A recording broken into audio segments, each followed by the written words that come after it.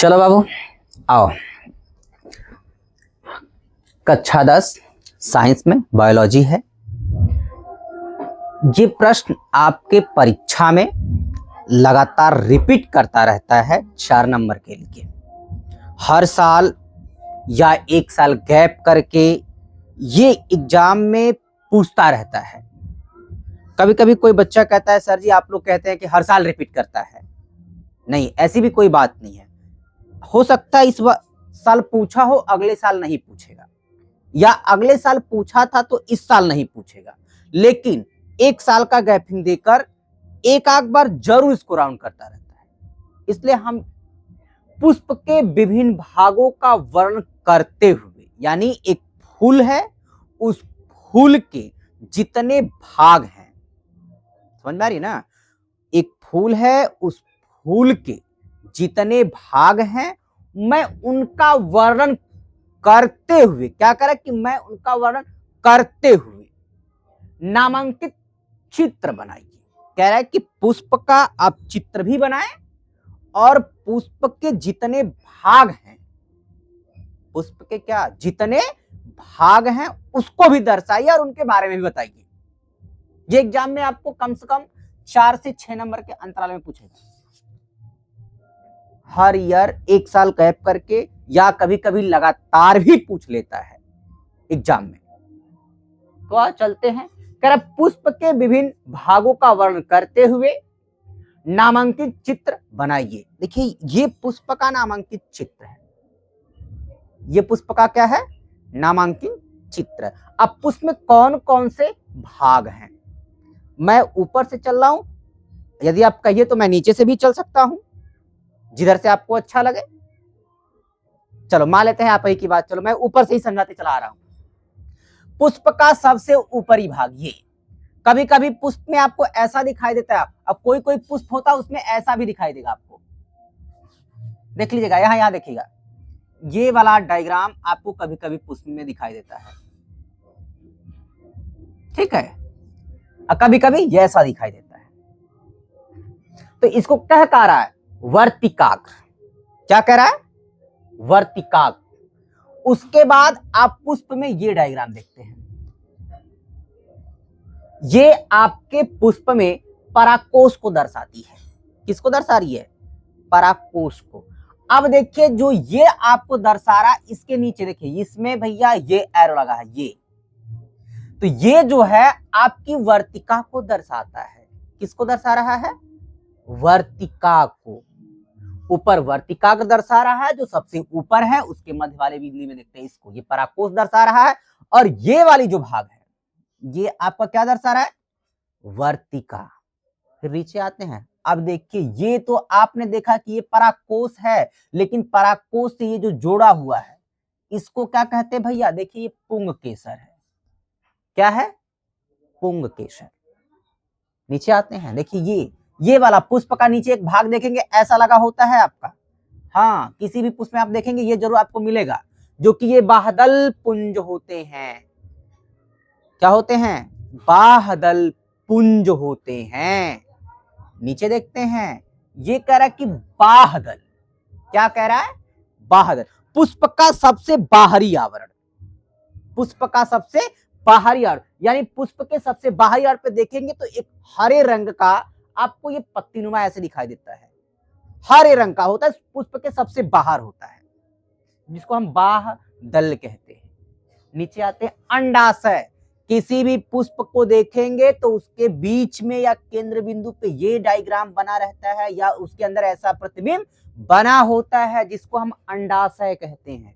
कोई भी फूल हो आप उसे खोल कर देखेंगे तो ये चीज आपको उसमें जरूर दिखाई देती है। हाँ, क्या गुलाब? हाँ, गुलाब में भी होता है। आप गुलाब खोल कर देख लीजिएगा प्रिंस जी। हाँ, गुलाब हो, कनेल हो, गेंदा हो आदि किसी भी चीज का अगर आपको फूल देखना है तो उसमें आपको ये अंडाशय जरूर मिलेगा। अंडाशय जरूर मिलेगा, हर पुष्प में अंडाशय होता है। नीचे आते हैं, पुष्पासन। पुष्पासन, पुष्पासन यानी कि ये वाला भाग आपका पुष्पासन है, जो पादप से पुष्पों को जोड़ा रहता है। क्या कह रहा है? देखिए, ये आपको देखता है ना, ये मान लीजिए आपका पुष्प, ये डहंग है, तो इसमें ये आकर ऐसे जुड़ा रहेगा, ये ऐसे इसमें जुड़ा रहता है। इसको नीचे से करते हैं, ये यहां से देखिए, ये ऐसे जाकर ऐसे और ऐसे ये जुड़ा रहता है पुष्प में, जिसे पुष्पासन कहते हैं। क्या कहते हैं? पुष्पासन। ये तो रहा अभी हमारा चित्त। अब कह रहा है कि भागों का वर्णन, अब क्या करना है? भागों का वर्णन।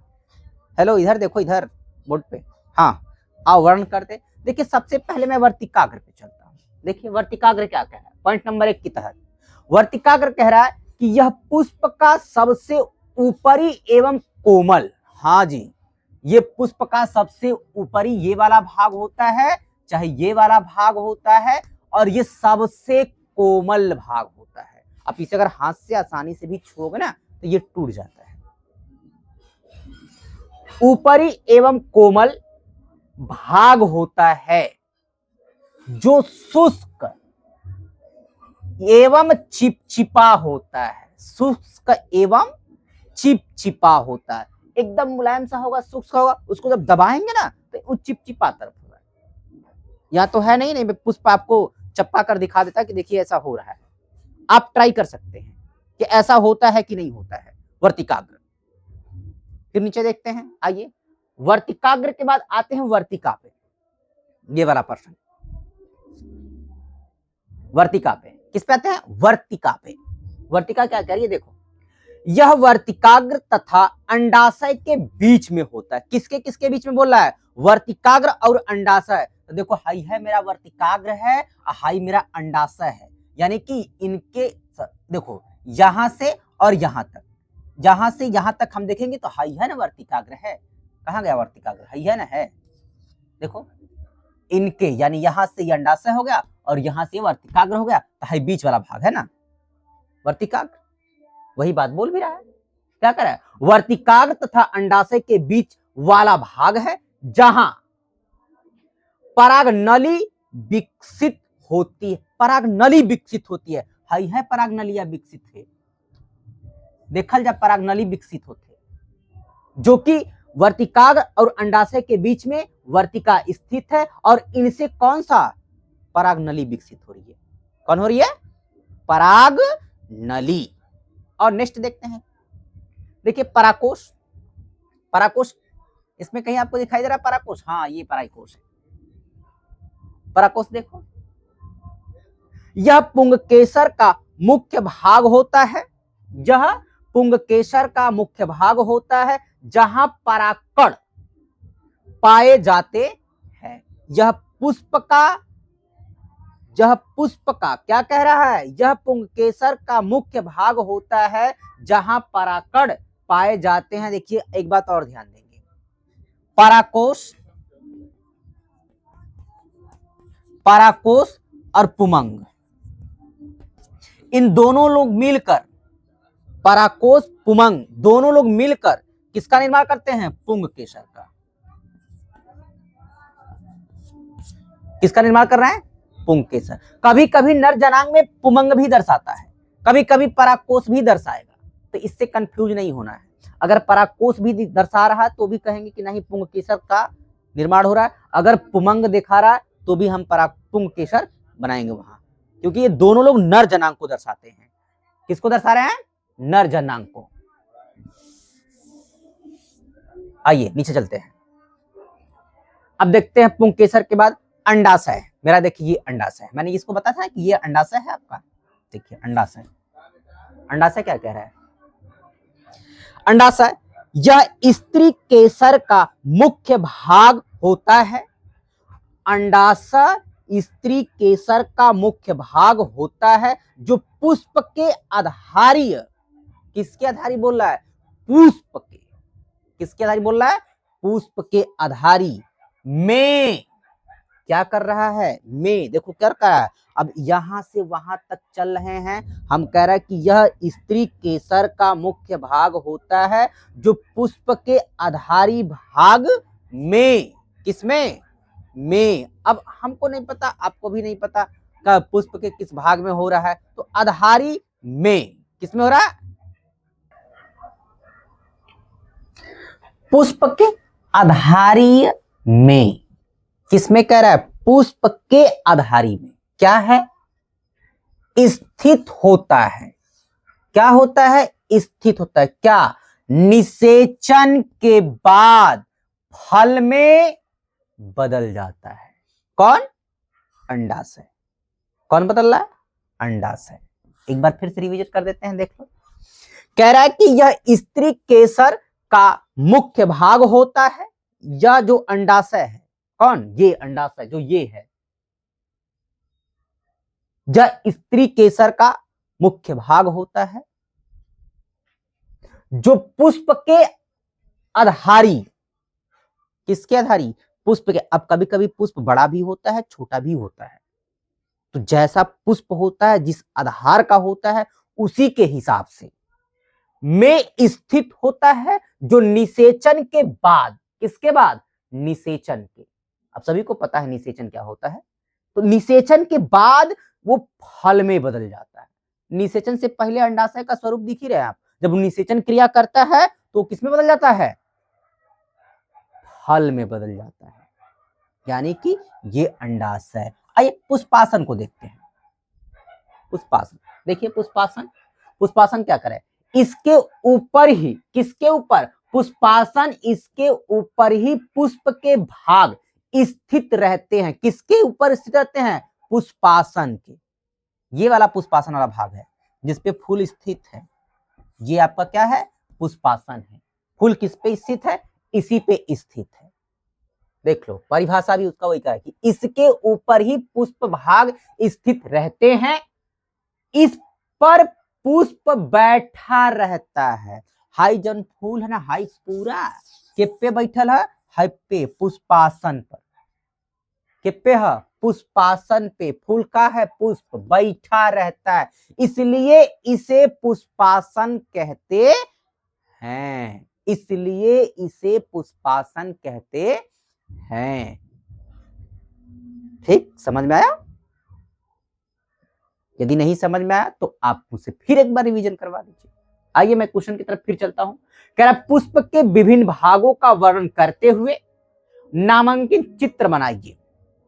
कह रहे कि पुष्प में जितने भाग होते हैं भैया, उसका क्या करना है? वर्णन करना है।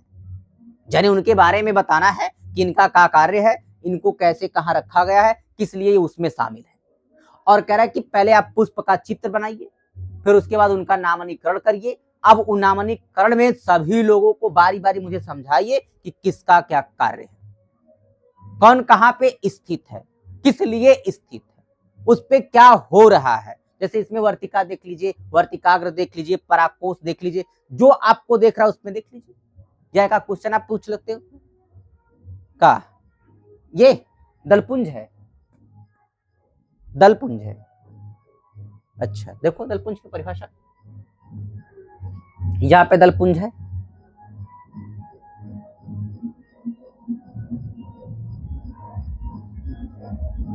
मिलाओ इसमें।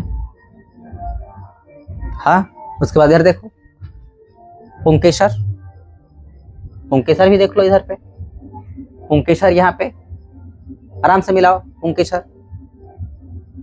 कोई डाउट? ठीक है। यदि हमारा वीडियो आपको अच्छा लगा हो, समझ में आया हो, तो लाइक करो इसे और शेयर करो। अपने दोस्तों से भी कहो कि इसको ज्यादा से ज्यादा शेयर करें और हमारे चैनल को सब्सक्राइब करो।